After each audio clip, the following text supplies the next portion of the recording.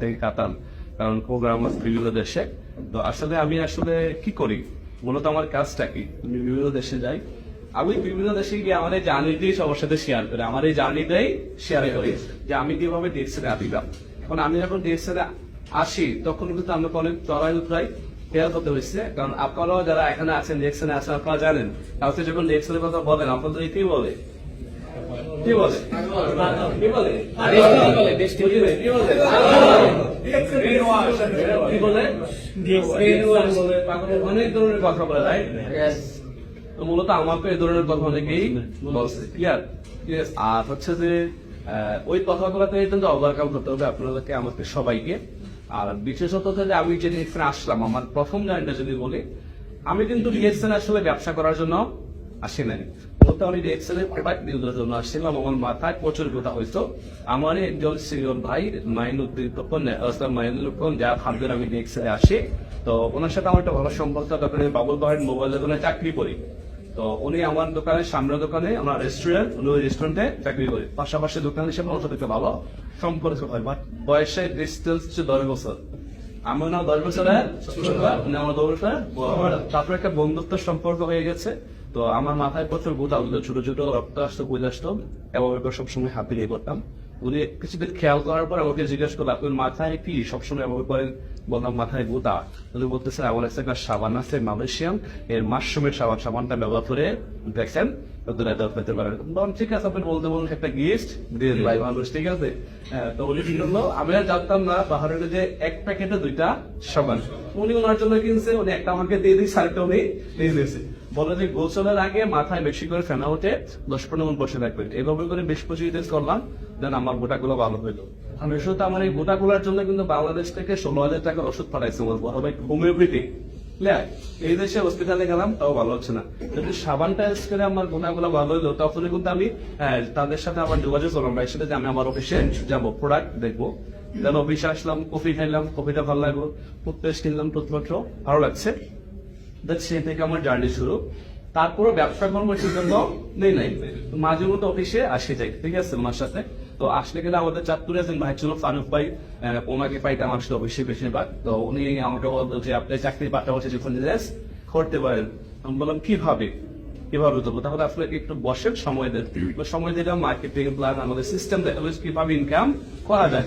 সেই জায়গা থেকে আমার ভালো লাগলো যে আমার স্যালারি তখন 130 দিল, কত, আবুল বাহারের রুবাল দোকানে চাকরি করি, ক্যারের রুবার দোকান, সকাল 10টা থেকে রাত 10টা পর্যন্ত ডিউটি, দুপুরবেলা 2.5 ঘন্টা রেস্ট। তাহলে আমাকে যদি কিছু করতে হয় তাহলে 2.5 ঘন্টা সময়ের মধ্যেই করতে হবে, আদারওয়াইজ তো সময় নাই নাকি, যেহেতু আমার ডিউটি লং টাইম। তো উনি বললো যে আপনি 2.5 ঘন্টার সময় 2 ঘন্টার সময় কি প্রতিদিন ডিএক্সএল দিতে পারবেন? আমি বললাম ভাই 2.5 ঘন্টার সময় 2 ঘন্টা কিভাবে দেবো? কারণ সকালে উঠি, রাতে আসি, 2 ঘন্টাতে ঘুমাই, কি করি, ঘুমাই, দুপুরবেলায় ঘুমাই, একটু রেস্ট নেই। তো সারাদিন দোকানদারি করে বিজি থেকে অনেক কাজ করতে হয় দোকানে। তো বলবে যে দেখেন লাইফে কিছু করতে চান তাহলে আপনাকে একটু সময় দিতে হবে, আদারওয়াইজ কিন্তু হবে না। আপনি ডিএক্সএল রেজিস্ট্রেশন করছেন, মেম্বার হয়েছেন, ওই রেজিস্ট্রেশন আইডি জায়গায় ফেলে গেলেন, একটু সময় দেওয়ার চেষ্টা করেন। তখন ওনার কথাটা আমার মনে ধরলো, ভালো লাগলো, আসলেই তো রাইট, যদি আমি কিছু করতে চাই আমার সঙ্গে সময় নিতে হবে। তখন থেকে ভাবলাম যে ঠিক আছে, আমি একটু করে সময় দেবো। তা আগে কি করতাম, রুমে পাক করতাম, আর এগুলোর সাথে রুমে পাক করে খেতাম। তো যখন সিদ্ধান্ত নিলাম যে আমি ডিএক্সএল সময় দেবো, তখন আমি রুমে পাক করা স্টপ করে দিয়েছি। এখানে এর পাশে আমাদের আলী ভাইয়ের একটা কোল্ড স্টোর ছিল, ওনার একটা রেস্টুরেন্ট ছিল। উনি আবার ওনার রুমে পাক করে খাওয়াইতেন, 20-25 জন খাইতাম, 25 দিনে দিতাম, 2 বেলা খাইতাম। তো ওই জায়গায় রুমে পাক করে ওই জায়গায় খাওয়া শুরু করলাম। আর দুপুর বেলা 2 ঘন্টার সময় খাওয়া দাওয়া শেষ করে অফিসে এসে বসে থাকতাম। তো যখন অফিসে এসে বসতাম, অনেক লিডার আসতো, আর রুমে আসতো, দুবাই থেকে বিভিন্ন দেশ থেকে লিডার আসতো, তাদের কাছে বসতাম, বাই বিজনেস থেকে আমাকে একটু বুঝাই, আমাদের তো শিখলাম। যখন সিনিয়র লিডারদেরকে পাইতাম, আমাদের সবার টপ লিডার মাইনুদ্দিন ভাই, ওনাকে অনেকেই ছিলেন, বোনার, উনি বর্তমানে দেশে আছেন। তখন উনি শুনতাম যে মাইনুদ্দিন ভাইয়ের বোনাস 300 দিনার, 400 দিনার বোনাস দিচ্ছে দেখি। তো তখন নিজের কাছে একটা ভালো লাগা শুরু হতো যে উনি তো আমার পাশে একটা বাড়ি, আমার বাড়ি দেবেন দেন, আমার বাড়ি বোমনা, তো উনি যদি 300-400 দিনের ডিএসএল থেকে ইনকাম করতে পারে, আমি কেন নয়? আমার স্যালারি কত, 30 দিনের। তখন আমি সিদ্ধান্ত এভাবে করে নিয়েছি, আমার যদি 20টা দিনের ইনকাম আসতো 20টা দিনের ইনকাম আসলে কিন্তু আমার চলে, কারণ আমার 130 আর 20 দিনের 150, 50 দিনের হলে আমার সুন্দরভাবে দেশে চলা যায়, 100 দিনের দেশে পাঠানো।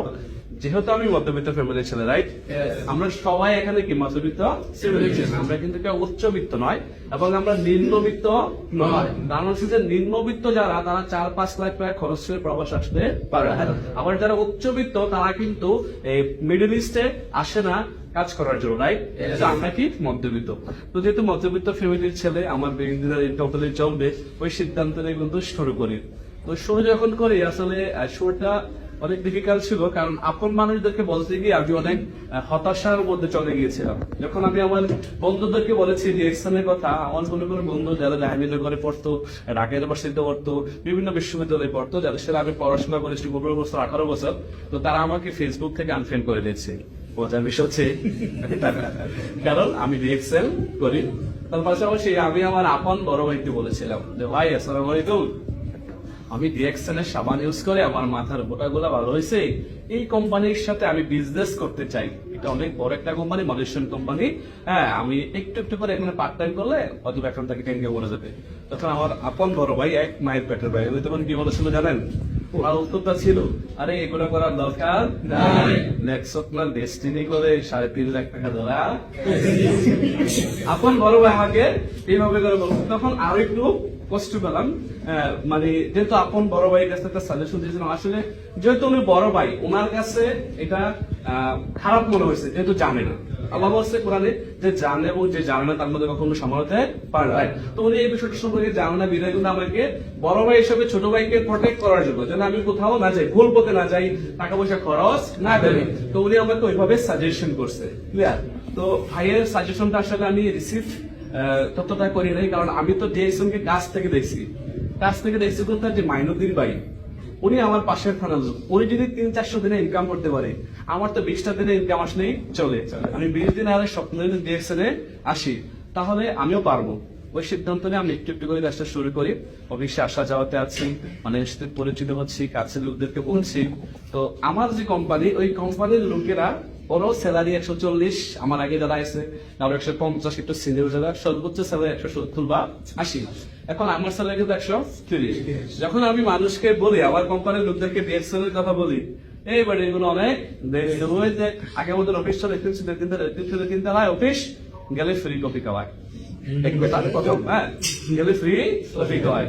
আচ্ছা, আপনি আমার বাসায় আসলেন, আপনাকে আমি পানি দেবো, নাস্তা দেবো, এটাই তো স্বাভাবিক। আমার অফিসে আসলেন বা আপনারা যারা অফিসে আসছেন, কফি খাওয়াচ্ছি, এটাকে আমার বল। আমি ওইভাবে করে আপনাকে বলতাম, এগুলো তুই কর, আমাদের করা সময় নাই, দরকার নাই, এগুলো অনেক দেখছি, ঠিক আছে, তো আমরা এগুলা করবো না।